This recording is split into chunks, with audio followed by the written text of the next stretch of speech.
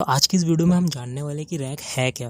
तो आपने बहुत बार एआई पढ़ते पढ़ते सुना होगा ये टर्म कि रैग या फिर रिट्रीवल ऑग्यूमेंटेड जनरेशन, ऐसे ऐसे वर्ड्स आपने सुने होंगे। तो ये रैग आखिर है क्या?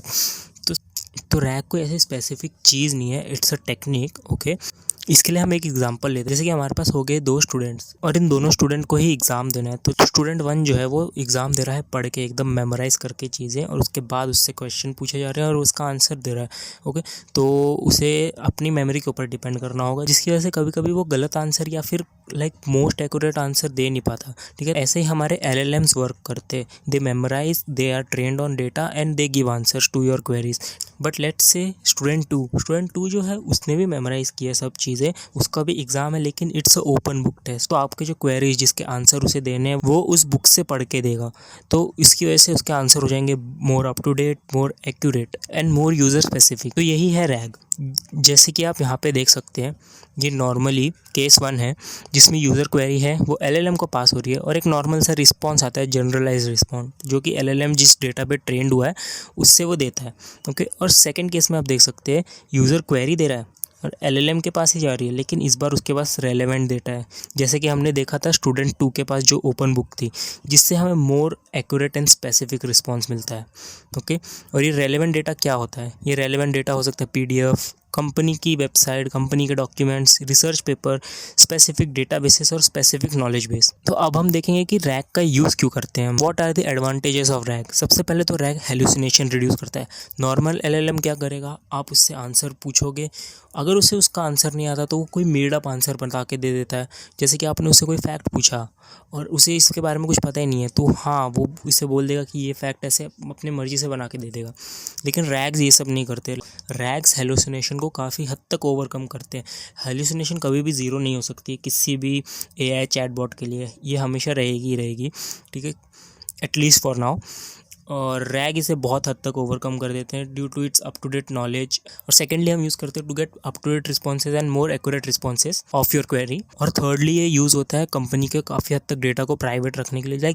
हम एक पूरा मॉडल यूज़ करेंगे तो वो कंपनी का पूरा डेटा सेट मांगता है, जिसकी वजह से कंपनी का बहुत सारा डेटा लीक भी हो सकता है, या फिर कंपनी नहीं चाहेगी कि अपना सारा डेटा उस मॉडल के अंदर फीड करे। तो इसलिए हम रैग्स का यूज़ करते हैं, जिससे वो स्पेसिफिकली सर्च करके स्पेसिफिक पॉइंट का डेटा यूज़ करता है, जिससे काफ़ी हद तक प्रिवेसी मेंटेन रहती है। तो अब हम देखते हैं रैग एक्चुअल में वर्क कैसे करता है। तो इसमें 2 पार्ट आते हैं, first is injection part and second is retrieval part. Okay, तो सबसे पहले हम पढ़ते हैं इंजेक्शन पार्ट को। तो इसमें क्या होता है कि समझो आपके पास कोई डॉक्यूमेंट या फिर PDF what ever it is. तो सबसे पहले हम डॉक्यूमेंट को लोड करते हैं और उसके अंदर का जो टेक्स्ट है उसको एक्सट्रैक्ट और स्प्लिट करते हैं। ठीक है, और उसके बाद उसके क्रिएट होते हैं चंक्स। इसमें बहुत सारी चंकिंग टेक्निक्स यूज़ होती है, इसके बारे में हम अभी ज़्यादा डीप में नहीं जाएंगे, तो आप उसके बारे में सर्च कर सकते हैं। तो चंकिंग्स के बाद एक मॉडल आता है बीच में, एम्बेडिंग मॉडल या फिर एम्बेडिंग API, जिससे हम क्रिएट करते हैं वेक्टर एम्बेडिंग्स, जो कि स्टोर होती है वेक्टर डेटाबेसेस में। वेक्टर डेटाबेस नॉर्मल डेटाबेस से डिफरेंट होते हैं क्योंकि ये स्टोर करते हैं वेक्टर एम्बेडिंग्स को। तो नॉर्मल जो डेटाबेस है लाइक MongoDB, SQL, वो वर्क करते हैं कीवर्ड सर्च पे। जो वेक्टर डेटाबेस हैं वो वर्क करते हैं सिमेंटिक सर्च पे।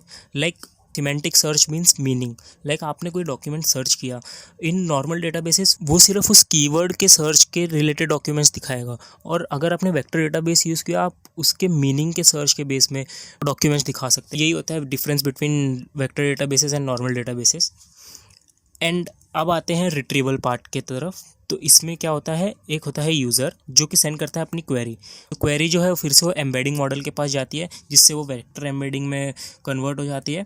ठीक है, तो और वो जाती है वेक्टर डेटाबेसेस के पास जो एम्बेडिंग्स है, और उसके अंदर करते हैं सिमिलैरिटी सर्च, और उससे निकलते हैं हमारे पास मैचेस। और वो जो मैचेस होते हैं वो जाते हैं LLM के पास with the prompt. That part is called augmentation, जिसमें होता है प्रॉम्प्ट और जो होते हैं मैसेजेस। जो प्रॉम्प्ट क्या था, जो यूज़र ने दिया था, और जो मैचेस क्या थे, जो वेक्टर डेटाबेस से आए थे हमारे पास, वो दोनों जाते हैं LLM के पास, और LLM फिर जनरेट करके देता है एक स्पेसिफिक आंसर जो कि होता है मोर एक्यूरेट और मोर स्पेसिफाइड टू द यूज़र। यही था हमारा रैग का फुल ऑन पाइपलाइन, जो कि था कि रैग कैसे वर्क करता है। ओके, अब हम देखते हैं कि रैग यूज़ कहाँ कहाँ होता है। Here are some real world use cases of RAG. Customer support bot, companies use करती हैं अपने चैट बॉट्स को to answer customers question using their information, यानी कि कस्टमर्स की इन्फॉर्मेशन। जैसे कि आपकी कोई फ्लाइट डिले हो गई तो आप जाओगे इंडिगो की वेबसाइट में, वहाँ पे आपको मिलेगा रैग बेस्ड चैटबॉट। आप उस पर पूछोगे कि मेरी फ़्लाइट डिले क्यों है, किस रीज़न की वजह से, तो वो पूरा रीज़न और आपके फ़्लाइट नंबर वगैरह वगैरह सब बता देगा। और सेकेंडली यूज़ होता है हेल्थ केयर सेक्टर में। जैसे कि आपने कोई कराया ब्लड टेस्ट, तो आपको उसी ब्लड टेस्ट के रिलेटेड आपके FAQs पर्सनलाइज वे में मिल जाएंगे, लाइक आपके जो ब्लड ग्रुप है उस हिसाब से, या फिर एक्सेट्रा एक्सेट्रा। और भी सेक्टर्स है जहाँ पे रैग यूज़ होता है, जैसे फाइनेंस हो गया या फिर बैंकिंग सेक्टर हो गया। तो यही था आज की वीडियो, बहुत ही बेसिक से मैंने समझाने की कोशिश किया। आई होप आपको समझ आ गया होगा।